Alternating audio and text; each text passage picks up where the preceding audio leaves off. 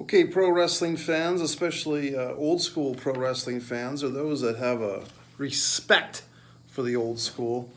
This is my favorite Ricky Steamboat matches. Now, this is a rediscovered list. I think I wrote this list literally 6, 7, 8 years ago, and I just put it aside. Maybe less than that, maybe 5 or 6 years ago. I don't know. I mean, I'm looking at the notes, and God, I mean, it's just, I don't know what I was doing at the time. It looks like I wrote this list. Oh my God. I wrote this. Okay, Nature's Choice has gone out of business. That was a job that I had.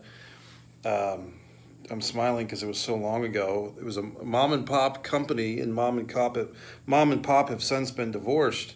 Nice people that hired me. I didn't work there very long. It was over 10 years ago, to be honest with you. So I must have been daydreaming at that job when I wrote this list. And I also drew an arm of somebody, some type of arm, an eye, a face down there. I'm only folding the corner of the paper. And I guess I just held on to this list for over 10 years because it meant something to me. And Ricky Steamboat means something to me. We've lost a lot of great wrestlers this year. Paul Orndorff just passed away yesterday. Butch Reed, Don Kernoodle.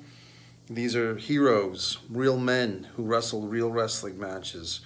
And Ricky Steamboat's still with us, thank God. And I believe he's still active in training and giving advice to young wrestlers. I'm not sure if Ricky runs a school, but here's to Ricky Steamboat. And I guess the question would be, why not, why not pay Ricky Steamboat respect while he's still with us? I mean, he's still a young man. I'm looking at this list, and oddly enough, I guess I just had a blank in my brain because I didn't put down. I guess I'll do the what do you call it? The honorable mentions first. Honorable mention, April 1989, Capitol Center, Landover, Maryland. You can find this match on the internet, your typical ways. But basically, I was there for the first 6-star match. The first, people call it the first Dave Meltzer 6-star match. He was in attendance as well. Ricky Steamboat defending the world title against Ric Flair, a false finish. Meltzer, if you can find his observation, put that match over big. I think they had a second match that same day. I believe it was a Saturday. So whatever that April date was, I was there. It didn't make my list for some reason, but I'll put that as an honorable mention. I'm getting a little bit of the Ox Baker eyebrow thing going here, folks. In honor of Ox. But what next? There was another honorable mention that I had. I'm trying to remember it. I mean, honorable mention, the WrestleMania 2 match against Hercules. Great match. And the stunning Steve Austin matches for the WCW TV title in really the fall of 1994. And really anything that Steamboat did in Japan, I'm not too familiar with. I'm really trying to get more into Japanese wrestling from the 80s and 90s. What's always prevented me from fully committing to that pursuit as a wrestling historian is the lack of English commentary. It's hard for me to watch pro wrestling on TV without commentary. I can go the venue, the arena, the live show and see wrestling, but I've always had that difficulty where I can't just sit there and watch the great Japanese matches without some commentary. So if anyone has solutions for me, let me know. I guess I could learn Japanese, okay? Sorry, it's 2021. I should just go learn Japanese in 2 days. Anyway, let's start with the list. Here's the list. I'm going to actually have an informal auction for this list. You can put your bid on this list, and I will either autograph it for you or send you a separate autographed Mike Messier photograph in the comments. So, number 10, Clash of the Champions, late 1991. I want to say September of 1991. Ricky Steamboat was a surprise guest, teaming up with Dustin Rhodes to beat Larry Zbyszko and Arn Anderson for the WCW World Tag Team titles. I always found this. I always loved the goddamn Clash of Champions. Okay, sure, the pay-per-views from WCW or the NWA in that kind of those transitional years, the pay-per-views were always great. But the Clash of Champions were really great too. They were kind of like a little bit more than a Saturday night's main event and a little bit less than a pay-per-view. But a lot of times they had blow-off matches like the Flair Funk Clash of the Champions 9. This was the era at this 1991 that Ric Flair was over in the WWF. So Steamboat coming in was like, man, he gets to be the grandfather wrestler or the uncle wrestler to these young bucks, you know. And here was Steamboat. This angle also solidified Barry Windham as a babyface because Arn Anderson and Larry Zbyszko had beaten him up, and they were kind of doing a little bit of an advanced storyline where they were showing Dustin Rhodes and Barry Windham as outside of the ring friends, riding partners, even though Windham was technically a heel and Rhodes was technically a babyface. At Halloween Havoc 91, they had this backstage segment where outside segment, I think Eric Bischoff was hosting, where Zbyszko and Arn attacked Dustin and Barry. And like I said, Barry was a heel, Dustin was a babyface, and they were trying to, it was almost like ahead of its time a little bit. Windham ended up with a broken arm and could not wrestle with Dustin against Zbyszko and Anderson, so Steamboat took the place and they won the belt. So that's my number 10. My number 9, oh my God, I have more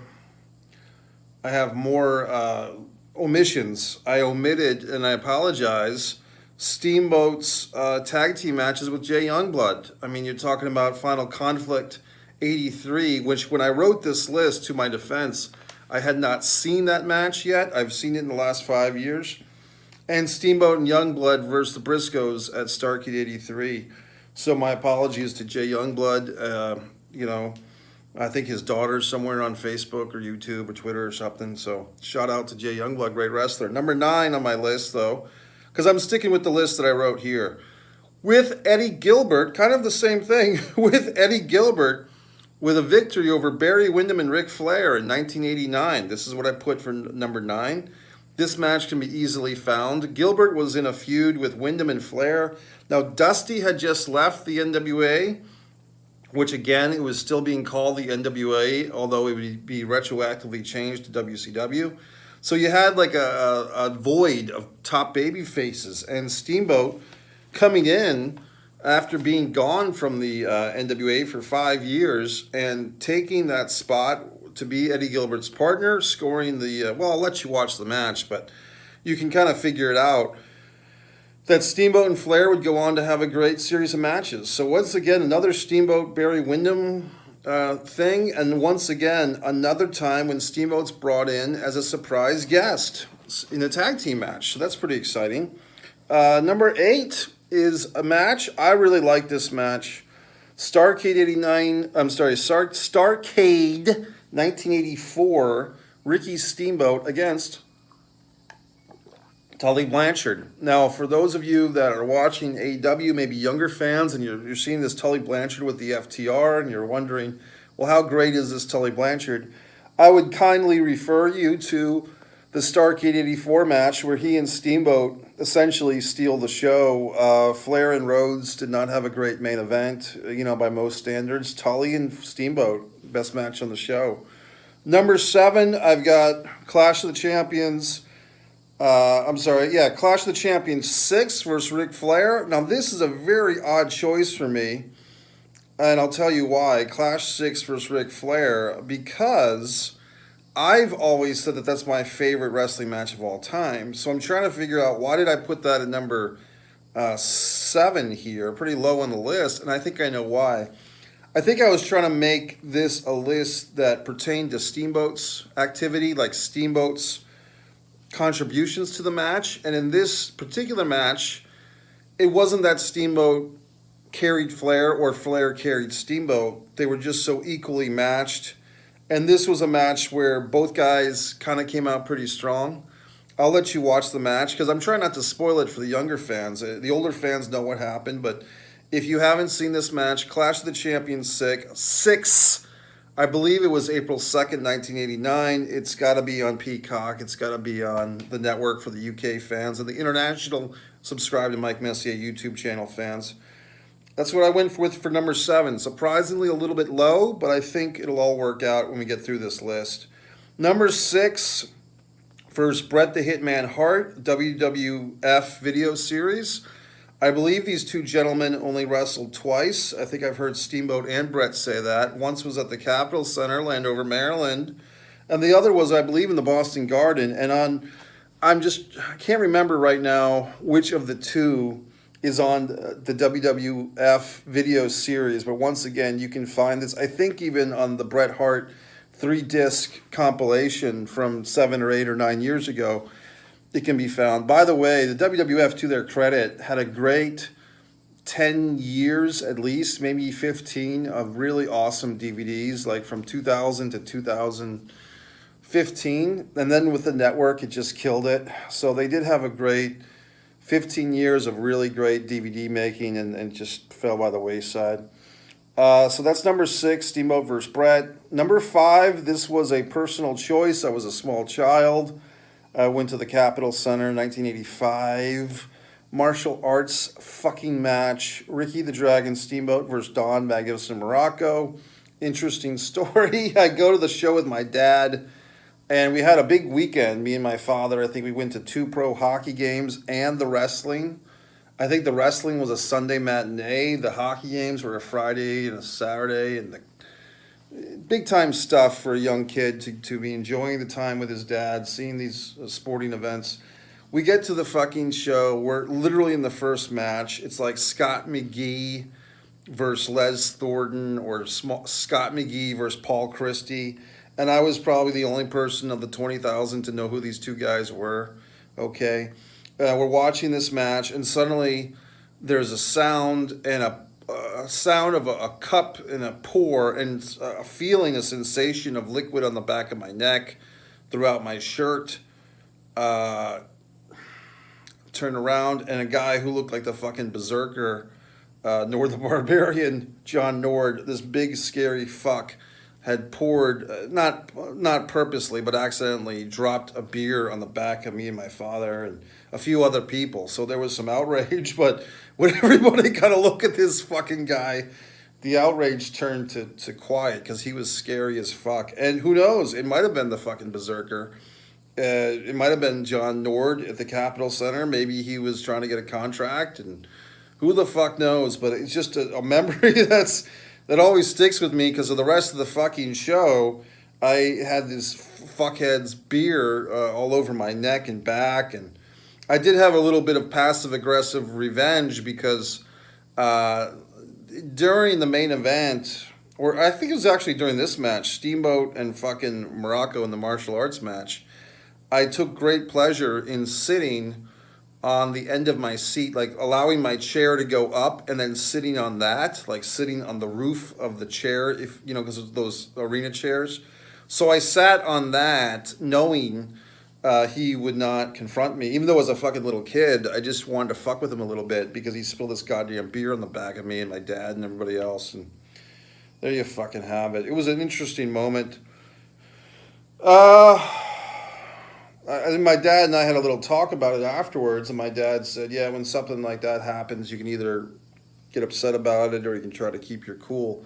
Now, respect to my father, but I think, like everybody else, we were probably afraid of this motherfucker, because like I said, he looked like the goddamn berserker, the berserker spilling beer on people. The next match of the Steamboat, and by the way, you might be wondering, what's a martial arts match?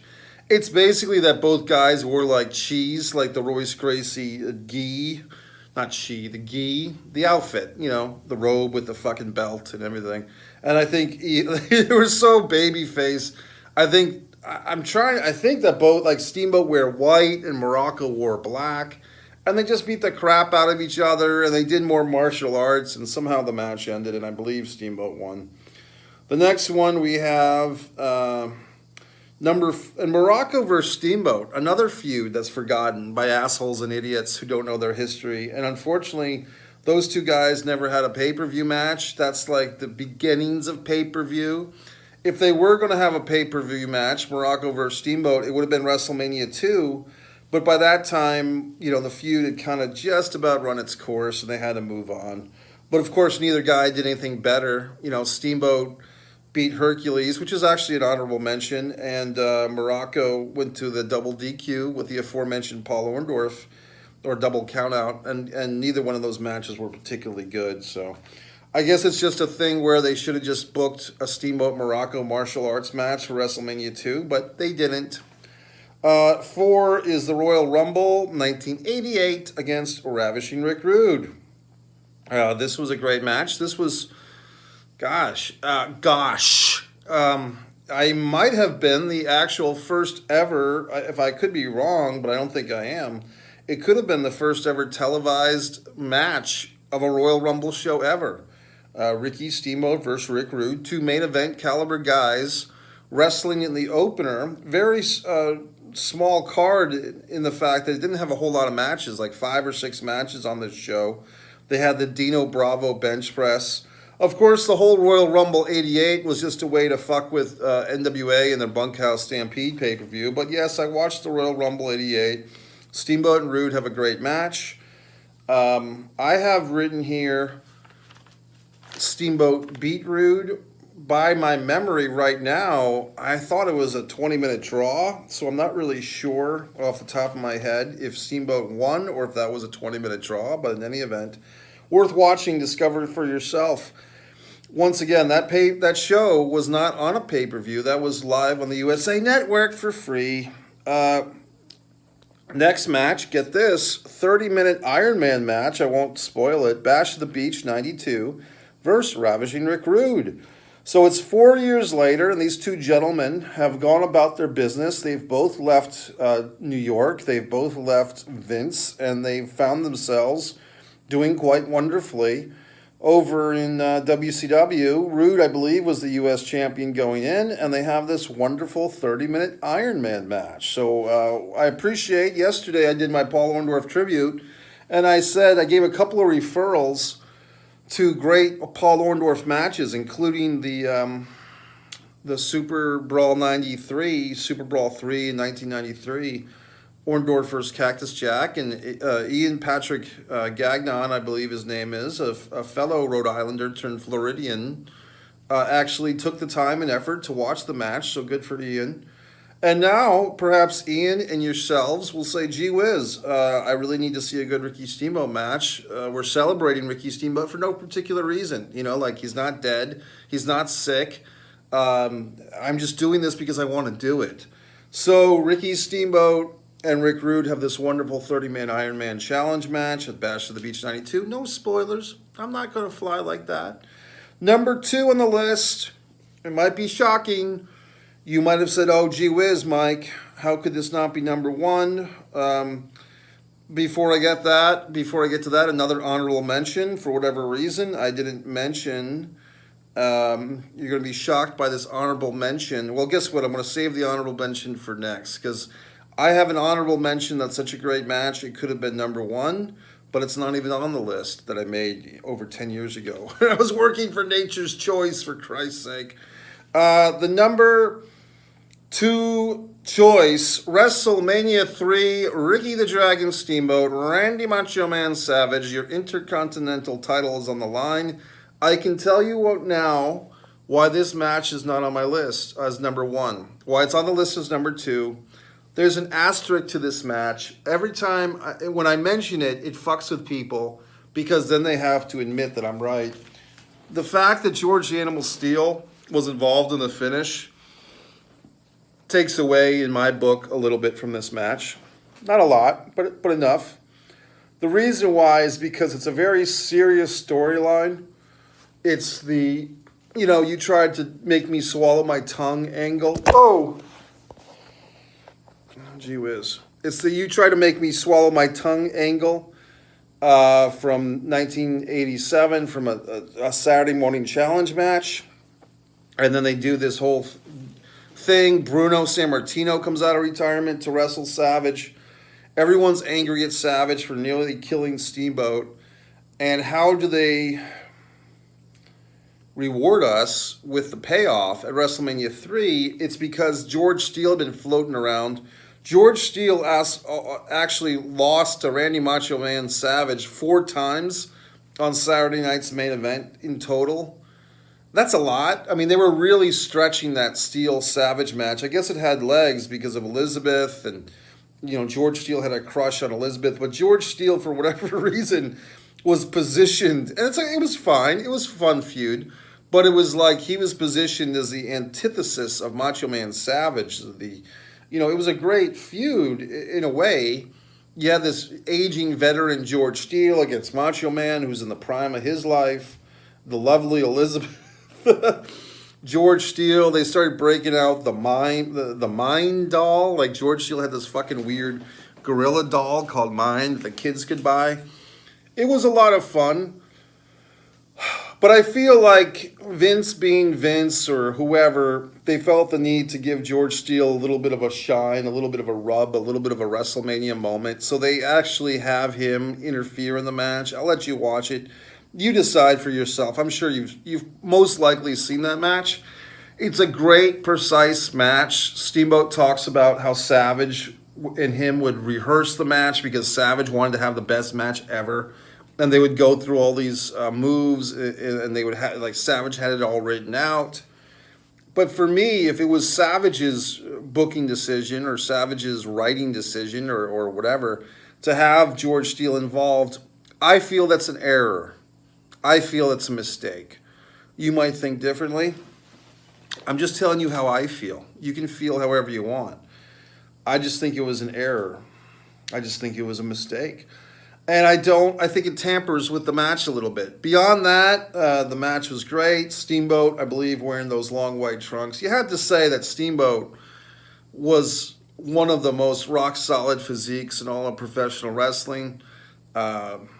Just a real captivating guy. Like, if people compare him to Bruce Lee, but probably 30 or 40 pounds heavier than Bruce Lee. And that's how he got the Dragon name. But Steamboat was just a great wrestler and really talented and did his job well. And everything they asked of him, he exceeded at.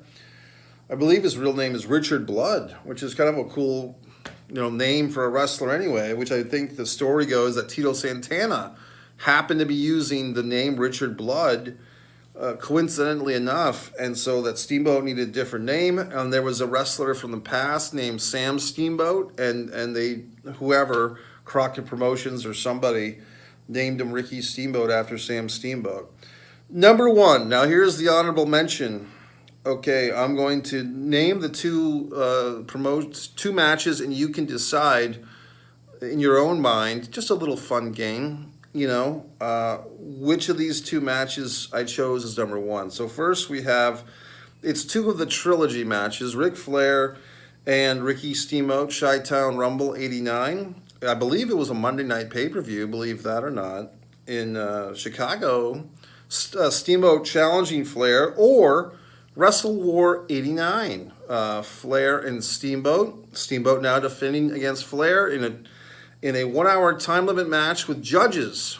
I believe the judges, was it Terry Funk, Pat O'Connor, and Lou Thez? Do I have that right? Or did I botch that a little bit? But in any event, Chi-Town Rumble 89 or Wrestle War 89. One is number one on this list, and one didn't even make the list that I made at Nature's Choice.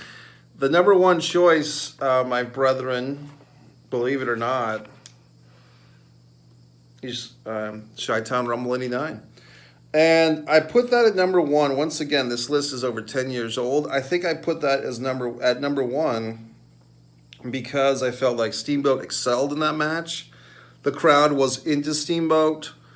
They had a variation on a theme of the Dusty finish, and actually our buddy there, Dave Meltzer, talks about that on the Lapsed Fan. If you can find that somewhere on the Lapsed Fan, I believe Meltzer talks about that. Maybe at the Starrcade 88 thing, Starrcade 88 Meltzer Lapsed Fan episode, somewhere. But basically, the Chi-Town Rumble 89, for me, it was Steamboat at his best. I probably put this over the Savage match for the following reasons. A, no George Steele interference. B, I was just more of an NWA fan at that point than I was a WWF fan. It just felt more real to me, you know. Sorry. I mean, George Steele walking around with his hairy chest. It's a good comedy act for children, but for men, Ric Flair, Ricky Steamboat, Chi-Town, Rumble 89. And I think the reason why I put this as my favorite Steamboat match, once again, it's the performance of Steamboat. That's why number 7 was the Clash 6 match, which I've always mostly said that's my favorite wrestling match of all time. But I think in this scenario, Steamboat, maybe just because he won, it's simple as that. Somebody had to win, and Steamboat won this one. The Wrestle War 89 match is also a great match. And a lot of people like that. I think Triple H even puts that as his favorite match. And here's a dick in the ass. If you ever watch that Triple H, like the original 2000 DVD of Triple H, and he says, oh, my favorite match was Ricky Steamboat, Ric Flair. They edit out the entire Funk scenario after the match. Like on the DVD, it's just a singular DVD. And for whatever the fuck reason, on the extras, they put Steamboat versus Flair from Wrestle War 89 as Triple H's favorite match. I guess they were just so excited to have this NWA WCW library that they just fucked however they could put stuff in. They took out the whole Flair Funk thing after, which made no sense. Idiotic move from idiots in Titan Tower. But we'll forgive because we're nice guys, right? But Flair, Steamboat. What else do you have to fucking say? Chi-Town, Rumble 89. Once again, folks, this list is up for auction. I've had it for over 10 years, but I'm auctioning it. So just put your... Talk about fucking wrestling history. You can imagine a younger Mike Messier sitting in a goddamn Nature's Choice office, the middle of Rhode Island, trying to sell fucking vitamins over the phone to people that don't want them. And... I'm writing these fucking wrestling lists because that's how much I gave a flying shit about my job. So there you go, folks. Put your bid on the comments. If you have a lot of folks have been saying, hey, Mike, please, we need more of your wrestling memories. There are a lot of wrestling memories intertwined in these videos. I do have the whole pro wrestling memories, pro wrestling tributes list. I think what the call to arms was more me going to a wrestling show and being there live and sharing that experience. So I'm going to start doing some of that, more of that. ECW, WCW, yes, Saturday Night's Main Event. I attended one of those, one of the originals. So that's it. Subscribe to Mike Messier YouTube channel. Do your wrestling homework. And if by any chance Ricky the Dragon Steamboat gets to see this video and he knows that he has a pro wrestling historian that's appreciated his career, and I wasn't going to wait until something unfortunate happened. I mean, Steamboat might outlive me, for Christ's sake. I mean, the guy's in great shape. So I'm not going to, I'm just saying that we have to honor these wrestlers. Steamboats, the Junkyard Dogs, who's no longer with us, but Tito Santana. Maybe I'll do a Tito Santana list next. Great wrestler. Who else? I mean, Tully Blanchard. I've done an Arn Anderson list for great tag teams, but these are the people, these wrestlers, these like people giving Jim Ross a hard time last week because he made a mistake. You have to honor these pro wrestling legends. These are the fabrics of our lives. All right, subscribe to Mike Messier YouTube channel. Thanks.